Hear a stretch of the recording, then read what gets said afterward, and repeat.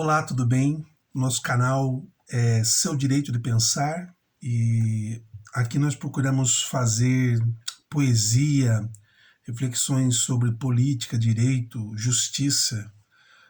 Estamos também linkados com o Google Sala de Aula e publicando as aulas da Escola João Pedro Cardoso. De uma maneira especial, já faz algum tempo que eu tenho vontade de fazer uma reflexão sobre a palavra de Deus que nós meditamos aos finais de semana. E eu tenho participado da paróquia Santo Antônio de Lisboa, em Taubaté, inclusive participando como músico na missa.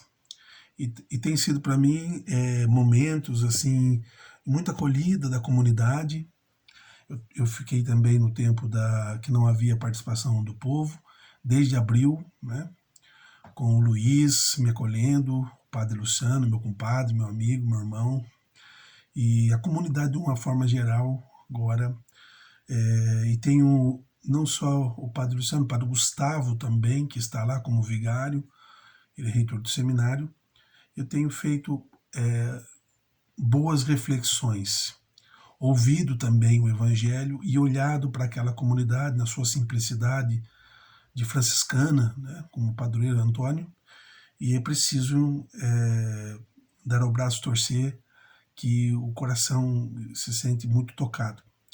Bem, como eu estava preparando esse momento de fazer um vídeo sobre teologia, sobre exegese bíblica, acabou que passou-se os capítulos, né,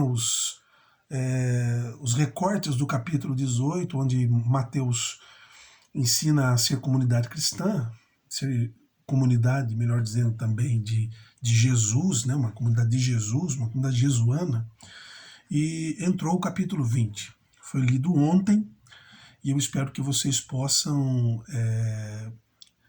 ter como pano de fundo a importância do texto de ontem e o que de fato esse texto pode ter referido na nossa vida. Claro que vocês que participaram ou presencialmente ou através das mídias ouviram bons sermões, né? É um texto muito conhecido, é um texto que está no Talmud, né? E Mateus conhecia esse Talmud, que são textos judaicos de histórias, de parábolas, apólogos, de histórias da antiguidade sapiencial dos judeus, dos rabínicos, né? E nós precisamos fazer um movimento, e esse movimento não é tão simples assim, né? Eu percebo assim como leigo, que nós ainda estamos fortemente vinculados a uma igreja devocionista, né? E essa igreja devocionista, ela não é para acabar, não, mas ela não pode ser o pilar fundamental. Uma igreja devocionista, uma igreja de devoções, ela tem mais dificuldade de nos levar à vivência do Evangelho, ao seguimento de Jesus. Enquanto uma igreja mais ligada à palavra, no mês da Bíblia, ela nos levaria com uma maior consistência e consciência a promulgar, a viver a intensidade do compromisso com a palavra de Jesus. Enfim, resumidamente, eu não vou ler o texto está em Mateus 20, de 1 a 16. Né? O Talmud diz que havia um rei, né? O Talmud diz claramente que havia um rei, J.R. Berkot, 285C83, o Talmud é a citação que você pode encontrar essa história. Um rei que pegou um dos seus servos e enquanto todos trabalhavam ele foi passear porque o servo não aguentou trabalhar na vinha. E no final do dia ele primeiro pagou o que passeou com ele o dia todo e depois pagou o mesmo valor a todos os que ficaram na vinha trabalhando no sol escaldante, etc. É muito parecido com a parábola que Jesus conta. Jesus conta a parábola de que o reino dos céus é como, então é uma parábola sobre o reino. O reino acontece nos evangelhos, O reino acontece na pregação de Jesus somente com ação humana também. O reino dos céus, vai dizer a Lumen Gentium número 5, em germe a igreja. Então o reino dos céus ela é Jesus, começa em Jesus, começa na comunidade primitiva e vai, durante os séculos, sendo mexida como aquela mulher que mexe na massa.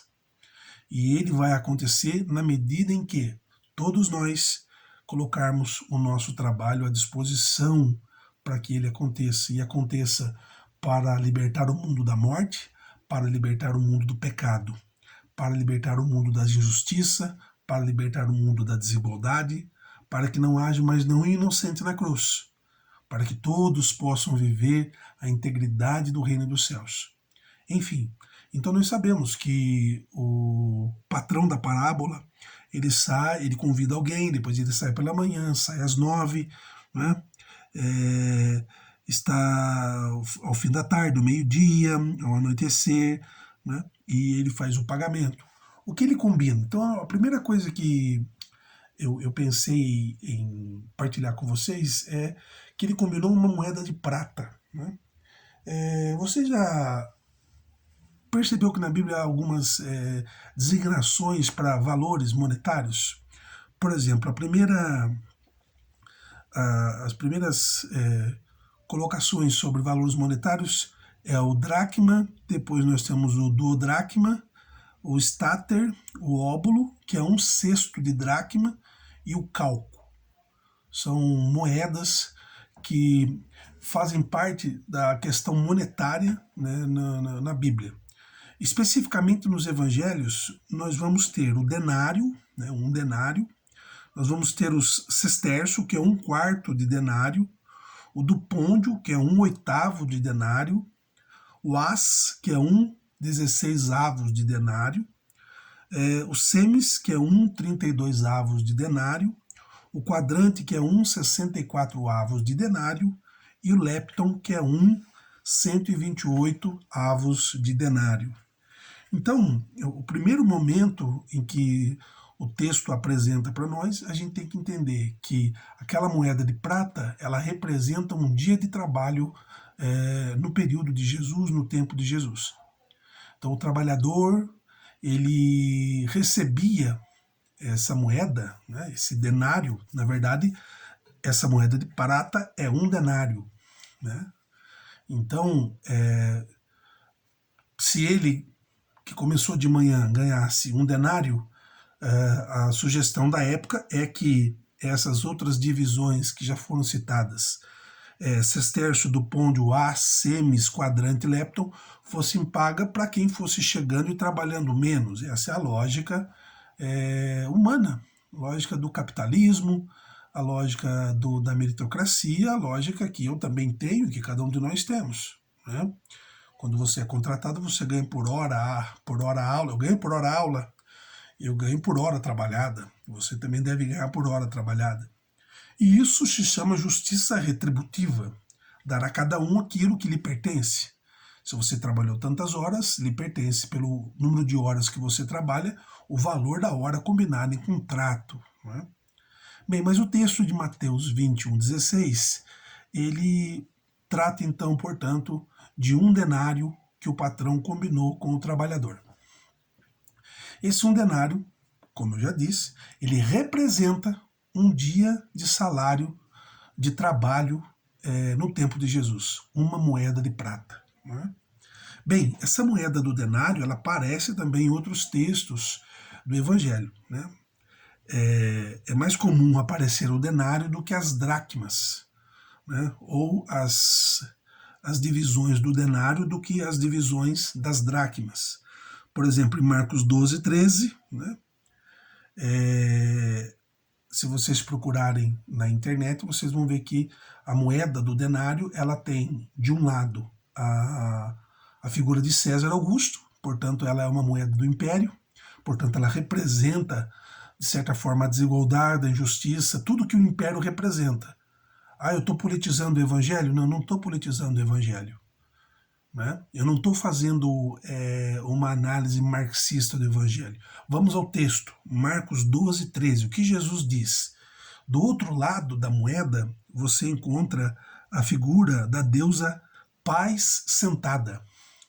E quando foram cobrar de Jesus, e alguns autores colocam que esse pode ter sido um dos estopins para que o império também tivesse alguma coisa, situação eminentemente política contra Jesus, quando Jesus disse a Pedro: que figuras temos na moeda?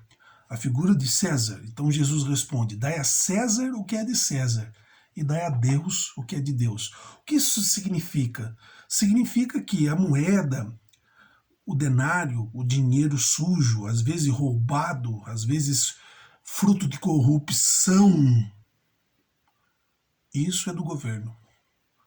A maldade, o sangue, a injustiça, o prato de quem tem fome, a criança que morre de fome, tudo aquilo que representa aquele dinheiro sujo, o denário sujo, é de César. E Jesus diz: dai a César o que é de César. E o que é de Deus? Deus é a nossa vida. É claro que nenhum homem vive sem dinheiro para poder comprar o pão de cada dia. Mas nesse texto específico não há não se força a perceber que o denário ele está presente, ou essa moeda de prata que representa um dia de trabalho, que representava o imposto que teria que ser pago, o tributo a César, ele representa também a injustiça cometida pelo império.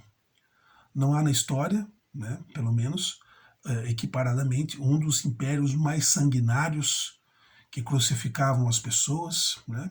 Inclusive o professor Pedrinho Vasconcelos, autor de vários textos de interpretação bíblica, junto com o padre Chiquiuque Nakanosi, Maria Antônia, o padre Friso, o Pedrinho disse em sala de aula, junto com o padre Mariano Weisman, do Sagrado Coração de Jesus, os romanos só pararam de crucificar porque acabou a madeira. Igual a madeira que está acabando no Brasil, que está pegando fogo, as nossas florestas, as nossas matas, a nossa Amazônia, o nosso Pantanal, por crime humano, por falta de senso dos nossos governantes federais, estaduais e dos municípios onde o fogo está se alastrando. Enfim, passamos para um ponto mais específico. Na multiplicação dos pães, aparece também o denário, né? Jesus pergunta aos discípulos: quantos pães e quantos peixes vocês tendes aí?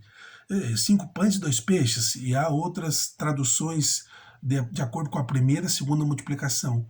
E o que acontece? Acontece exatamente que para 5.000 homens, sem contar mulheres e crianças, eles precisariam mais ou menos de 200 denários.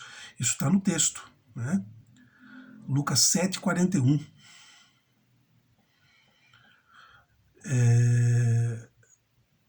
Em Lucas 7,41, você vai encontrar a passagem de poucos domingos atrás, onde um devia 500 denários e o outro apenas 50 denários. Os credores, onde há o perdão de quem devia mais e quem devia menos acabou sendo sufocado pelo seu credor. Enfim, em Lucas 16:35, também nós encontramos o bom samaritano que deixa aos cuidados do homem da pousada 2 denários e pagaria os demais denários no seu retorno. Enfim, nós temos que ter uma clareza de que esse evangelho ele está falando da vinha, né?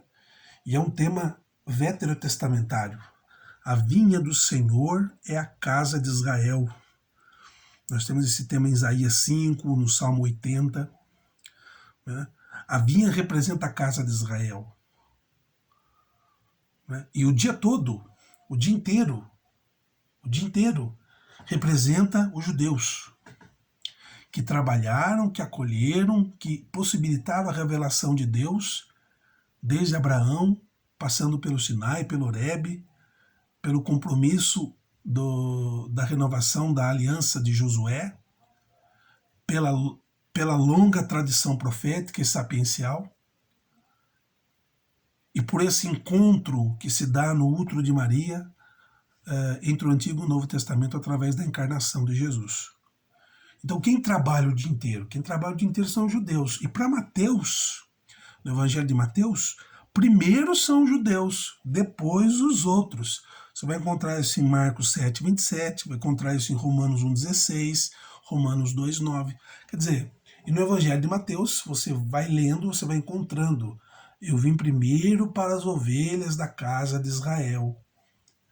Então, a vinha do Senhor, ela pertence em primeiro lugar aos judeus, que participaram da primeira hora. Então, os judeus acordaram de manhã e foram para a vinha.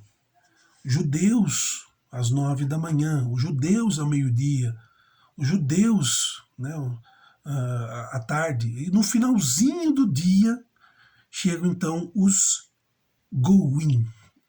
Quem são os Goim? São todos os que fazem parte da gentilidade, ou seja, os gentios, os pagãos, os que vêm de fora desse círculo sagrado, desse círculo santo, onde as pessoas estão ali porque foram separadas. Santo, né? Sadok, Kadosh, Sadok era um dos santos, dos que separavam.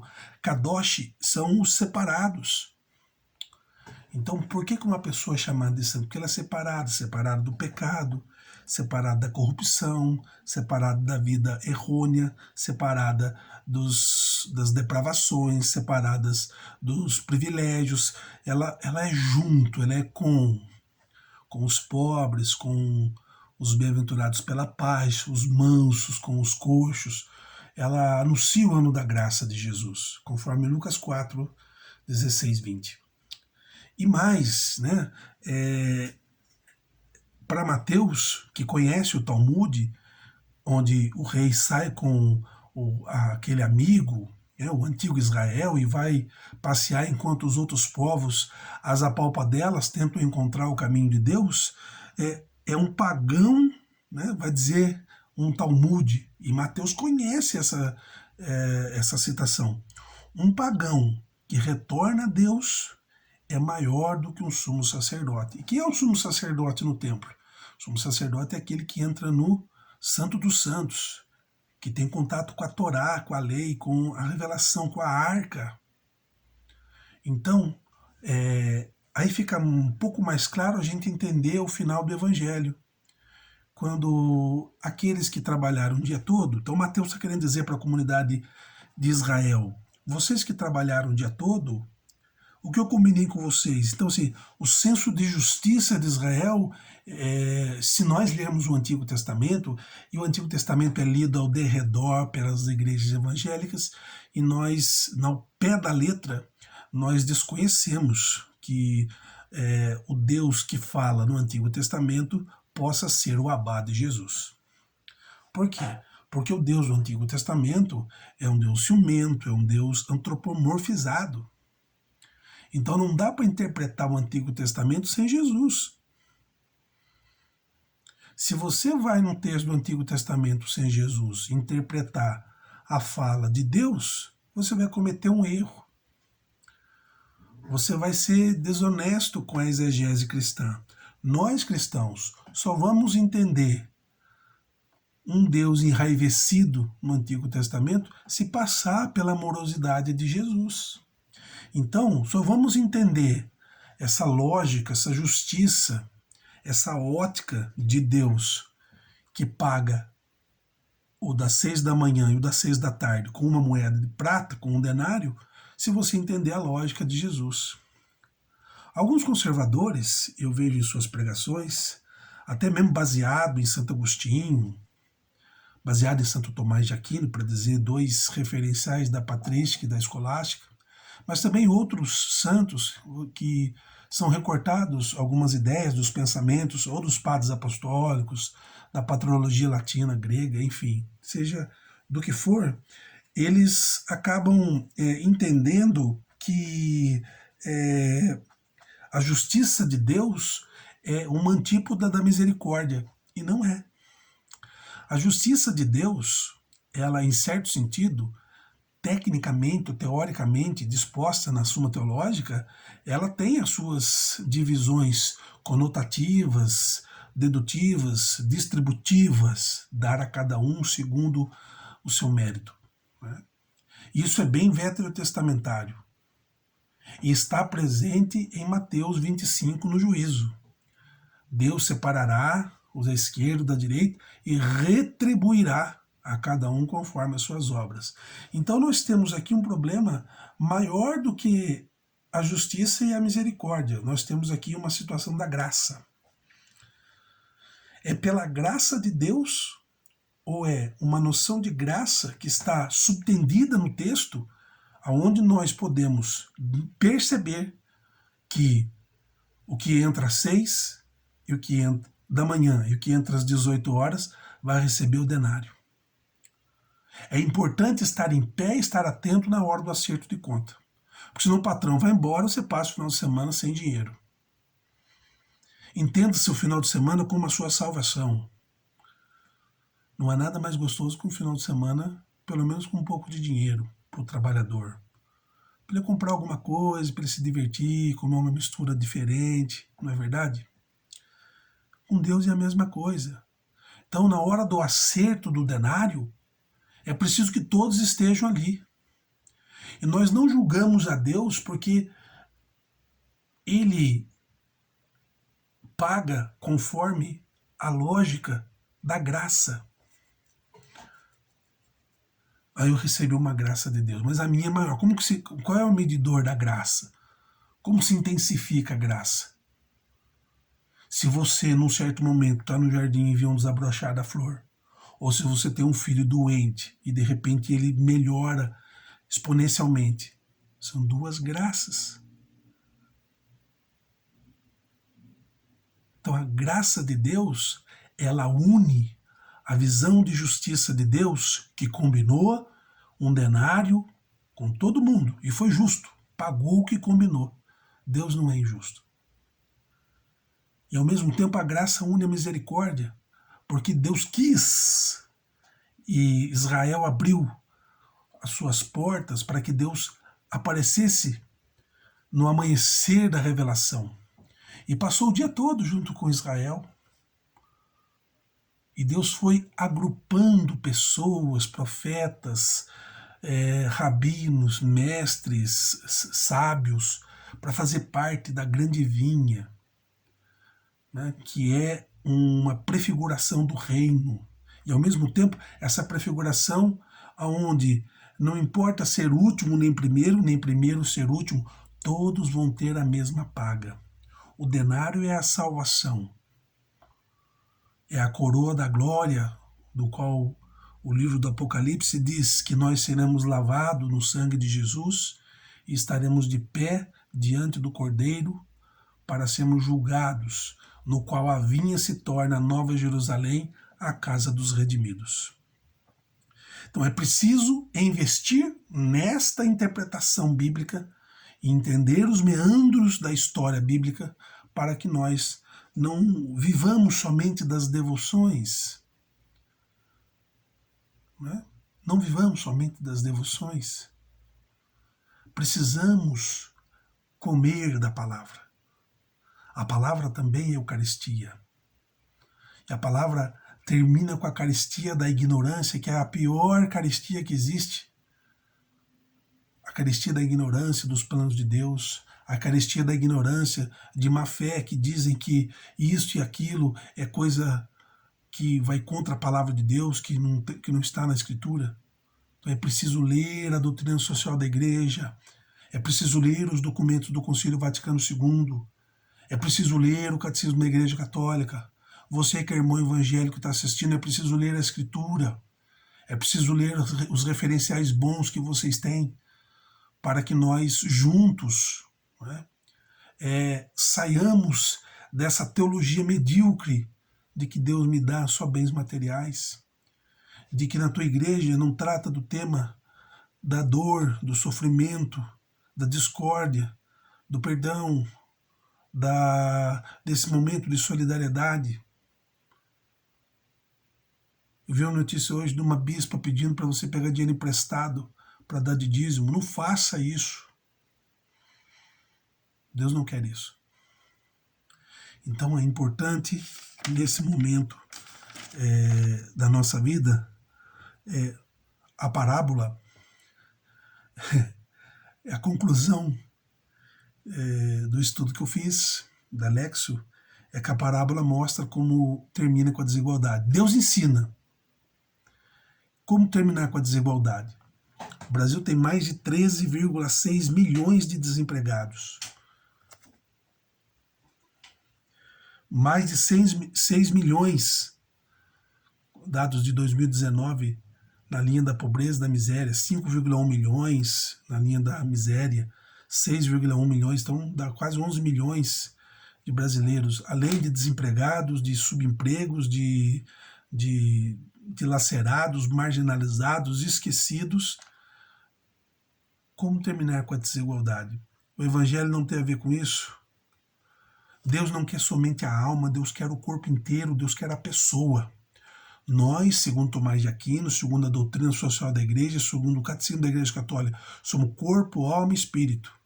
Somos uma inteireza, somos um sínulo, palavra grega, vinda de Aristóteles, passada e crivada por Tomás de Aquino, no século XIII.